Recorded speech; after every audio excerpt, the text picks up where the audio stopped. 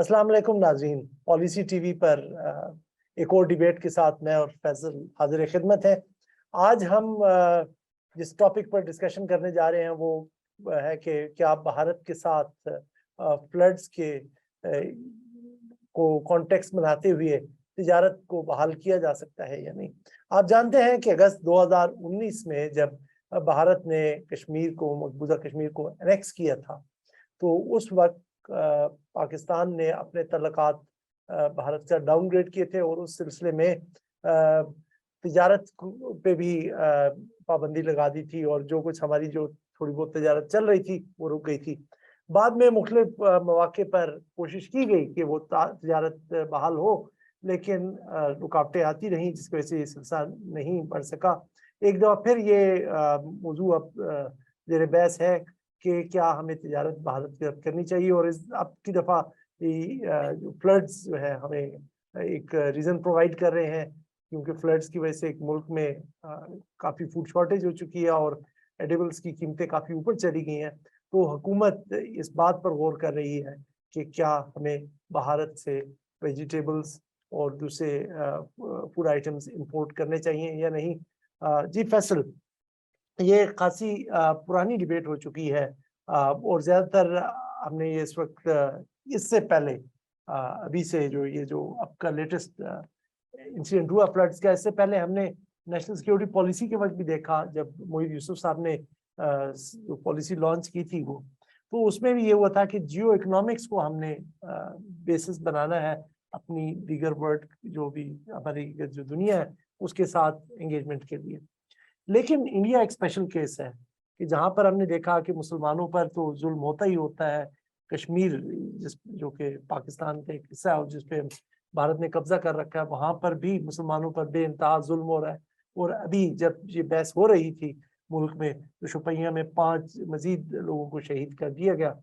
तो फैसल, क्या आप समझते हैं कि इस जो ये जो इकोनॉमिक आर्गूमेंट है कि ऐसा करने से तल्लुकात बेहतर होंगे, अमन को ज्यादा एक मौका मिलेगा, क्या अब वो वक्त आ गया है कि हम अपनी तिजारत रिज्यूम करें? बहुत शुक्रिया। देखें, अमन को मौका मिलेगा या नहीं, उस पे तो मेरा ख्याल है कि ये कहना कबल अज़ वक्त है। लेकिन इस पे हमें ये देखना चाहिए कि ये मसला भी फूड सिक्योरिटी का है पाकिस्तान का, और एक इमरजेंसी की सिचुएशन है। और उसके अंदर ये जो तिजारत खोलने की दोबारा बात की जा रही है, जहाँ तक मुझे समझ आई है, ये कोई रेगुलर तिजारत खोलने की बात नहीं की जा रही कि आप सब कुछ ही अलाउ कर दें। ये वन टाइम मैयर के तौर के ऊपर है कि आप अजनास की, उसमें टमाटर हैं, प्याज हैं और सब्जियां हैं, जिनकी कीमतें इस वक़्त पाकिस्तान में आसमान को छू रही हैं। उसकी बहुत बड़ी वजह ये है कि फसलें तबाह हो गई हैं और सप्लाई साइड पे शॉर्टेज है। इस वक़्त टमाटर प्याज़ 400 रुपए किलो तक मिल रहा है इस्लामाबाद और पिंडी में, और ये आम आदमी की पहुँच से बहुत दूर है और हर पाकिस्तानी घराने की रिक्वायरमेंट है।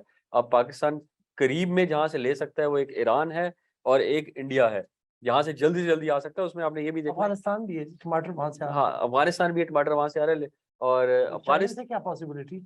चाइना से? चाइना से देखें, चाइना से एयरलिफ्ट करने में आप कर सकते हैं, लेकिन चाइना की अपनी फूड रिक्वायरमेंट भी बहुत ज़्यादा है इन आइटम्स की। और चाइना का जो प्याज़ है वो शायद पाकिस्तानी उस तरह का पसंद नहीं करते। हमारे यहाँ गोल वाला होता है, एक सफ़ेद किस्म का लंबा वाला प्याज़ होता है, वो कम चलता है, वो चाइना में वो ज़्यादा चलता है। अच्छा, दूसरा इश्यू ये है कि क्या नाम है, हमने पिछली हुकूमत में भी देखा था, आप जो कह रहे थे कि पहले भी कोशिश की गई, बिल्कुल कोशिश की गई, और उसके ऊपर एक डिबेट उस वक़्त भी चली थी कि क्या नाम है, कश्मीर के ऊपर हम इसे लिंक करके रख रहे हैं। तो उस लेकिन पिछली हुकूमत में जब पाकिस्तान में दवाइयों की कीमतें आसमानों को छू रही थीं, उस वक़्त भी कुछ अद्वियात इम्पोर्ट की गई थीं। आमिर कियानी साहब के जब वज़ीर ममलिकत सेहत के, ये 2020 के आखिर में और 21 के शुरू में ये हुआ है कि इंसानी हमदर्दी और इमरजेंसी सिचुएशन के अंदर पाकिस्तान में कीमतों को स्टेबलाइज़ करने के लिए अद्वियात इम्पोर्ट की गई और उसके बाद दोबारा नहीं की गई। तो यही फ़ॉर्मूला इधर भी लग सकता है। हाँ, इस दफ़ा ये है कि मुफ्ता इस्माइल साहब जो वज़ीर ख़ज़ाना हैं इस वक़्त, उन्होंने जो ट्वीट किया उसमें उन्होंने एक चीज़ लिखी कि इंटरनेशनल जो एजेंसीज़ हैं वो गवर्नमेंट को अप्रोच कर रही हैं। अब उन्होंने ये नहीं बताया कि ये कौन-सी इंटरनेशनल एजेंसीज़ हैं। क्या ये यूएन की एजेंसीज़ हैं या ये ह्यूमैनिटेरियन एनजीओज़ हैं इंटरनेशनल? इसमें डिफरेंशिएशन की क्लैरिटी चाहिए जी हमें। फैसल, मेरी उस सिलसिले में आज दिल्ली में बात हुई थी और वहाँ पर आज जो उनकी दफ्तर खारजा है उसकी जो वीकली ब्रीफिंग होती है उसके बाद एक बैकग्राउंड ब्रीफिंग भी हुई इस इशू के ऊपर, और वहाँ पर जो साफियों को वहाँ पर सेंस दिया गया वो यही था कि अक़वाम मुत्तहिदा की एजेंसियां शायद चीज़ें यहाँ से परचेज करके पाकिस्तान को प्रोवाइड करें। इस पे कुछ हो रही है, बातचीत हो रही है, तो कहते हैं लेकिन जब कोई ये चीज़ मैच्योर होगी तो फिर भारत की हुकूमत केस टू केस बेसिस पे फैसला करेगी कि ये चीज़ें यहाँ से पाकिस्तान जानी चाहिए या नहीं। और वो ज़्यादा जहाँ तक सब्जियों और दूसरी चीज़ों की डायरेक्ट बायलैटरल इंपोर्ट का ताल्लुक है, कुछ मुझे भारत में भी कोई ज़्यादा गर्मजोशी इस सिलसिले में नज़र नहीं आई, जो तो एटलीस्ट जो देखें मुझे इसका वहाँ ये से मतलब है, साथियों ने बताया। और आपको याद होगा कि चंद दिन पहले वज़ीर आज़म ने भी साफियों से बात करते हुए इस बात का इसरार किया था कि जब तक ये दीगर मसाइल हल नहीं होते शायद तिजारत पे पेशरफ्त नहीं हो सकती। देखें वो बात जो मैं कह रहा हूँ कि आप नॉर्मल और रेगुलर के ऊपर अगर ओपन करना है उसके ऊपर बात हो सकती है कि वो उसका मेरिट और डीमेरिट क्या है, क्या वो पॉसिबल है। उसमें मेरा एक सवाल ये भी है कि हिंदुस्तान कितनी गर्मजोशी का मुजाहरा करेगा, फैसिलिटेट करेगा रेगुलर तिजारत के लिए।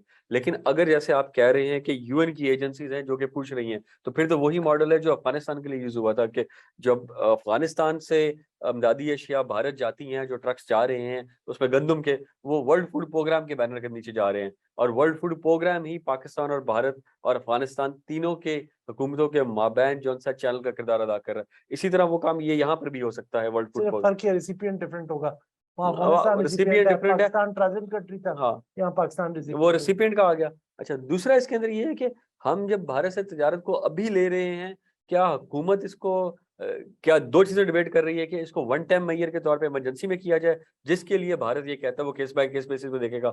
अगर तो वो रेगुलर वाला है, देखिए रेगुलर वाले के लिए तो एक पॉलिटिकल कंसेंसस और एक डिबेट की जरूरत होगी, उसका शायद टाइम अभी नहीं आया। तो मेरे ख्याल में फैसल मैं आपकी बात से अब यही अखज़ कर सकता हूँ कि इस वक्त जो सिचुएशन बनी हुई है और जहाँ पे लोग काफ़ी सफ़र भी कर रहे हैं इन्फ्लेशन की वजह से, लोगों में शायद इस चीज़ की एक्सेप्टेबिलिटी हो कि एक वन टाइम मेयर के तौर पे या जितने दिनों के लिए ये इमरजेंसी सिचुएशन चल रही है, हम भारत से सब्जियों की और अजनास की जो है इंपोर्ट की इजाज़त दी जाए ताकि इस कमी को पूरा किया जा सके और लोगों को जो उनकी मुश्किलात हैं वो कम की जा सकें। देखिए पाकिस्तान में फूड सिक्योरिटी का मसला आ जाएगा का प्याज टमाटर सब्जियों की जब शॉर्टेज हो जाएगी, खाना नहीं बन सकेगा, तो उस वक्त अगर आप यहाँ पे अमवात हो रही होंगी तो क्या वो उसको बचाने के लिए इमरजेंसी के अंदर कुछ चीजें सप्लाई साइड कर ली जाए, या फिर इंतजार किया जाए कि हालात बेहतर हों और फिर किया जाए। और जिसमें हालांकि ये क्योंकि इमरजेंसी इसकी सबसे बड़ी ये है कि इसमें 48 से 72 घंटों के अंदर इंटरवेंशन चाहिए। ईरान में से जल्दी आ सकती है लेकिन वो रोड का फासला ज्यादा है। अच्छा, उसके बाद अफगानिस्तान से जल्दी आ सकती है लेकिन सिंध जल्दी नहीं पहुंचेगी, इधर से फॉरेन बॉर्डर क्रॉसिंग हो जाएगी। फिर गल्फ से अगर आपने एयरलिफ्ट करनी है, आप एक वो तो बहुत एक्सपेंसिव पड़ेगा। वो एक्सपेंसिव भी पड़ेगा। चाइना से भी एयरलिफ्ट करना भी एक्सपेंसिव है, टर्की से भी एयरलिफ्ट करें वो भी एक्सपेंसिव है, अनलेस के कोई गवर्नमेंट खुद डोनेट करना शुरू कर दे। लेकिन वो मार्केट के डायनामिक्स तो हल नहीं करते ना। हमें पूरे पाकिस्तान की फूड सिक्योरिटी का भी मसला है जो सबसे इंपॉर्टेंट हो जाता है इस वक्त किसी भी गवर्नमेंट के लिए, बल्कि गवर्नमेंट से ज्यादा जो मुल्क को चला रहे हैं, जो भी डिसीजन मेकिंग के अंदर बैठे हैं, सबके लिए फूड सिक्योरिटी इंपॉर्टेंट हो जाती है। और ये बेसिक आइटम्स हैं। इसके बाद जिस अद्वियात की मैंने आपको मिसाल दी, वो बेसिक आइटम्स है। जो सियासत का ताल्लुक है उसके साथ वो फिर होती रहेगी। तो ये वन टाइम मैयर की आप लिमिटेड पीरियड ऑफ टाइम उसके अंदर रखें, और इसके अंदर हुकूमत हिंदुस्तान से बात करनी पड़ेगी। और इसमें जो प्रैक्टिकल चीज लगती है, यूएन का ही चैनल चलेगा, क्योंकि दोनों इंडिया और पाकिस्तान की हमने पिछली दफा भी देखा था, तालिबान को भी जब वो गंदम की तरसील जानी थी उसमें डिले आया था, वो फौरन नहीं हो गया था। और वो इवन कि यूएन का चैनल इन्वॉल्व था लेकिन डिले उसमें काफी था। उसमें लॉजिस्टिक की डिटेल्स नहीं वर्कआउट हो रही थी कि किस बिल्कुल तरह से बिल्कुल। कौन से ट्रक होंगे और जो किसको वहां बॉर्डर वीजा क्रॉस मिलेगा, करेंगे और कौन कहाँ जो आएगा। ड्राइवर्स की बिल्कुल क्लियरेंस बिल्कुल। और वो तो अभी सारा कुछ। ये अभी जिस तरह पहले होता रहा कि हिंदुस्तानी जो ट्रेडर है वो अपने वाघा बॉर्डर पे लाएगा, पाकिस्तानी ट्रकों पे दोबारा डाला जाएगा, जो मॉडस ऑपरेंडी चलता है, जो तरीका कार चलता है वो ये होता है। लेकिन ये किसी किसी चैनल पे बैठ के ये होगा।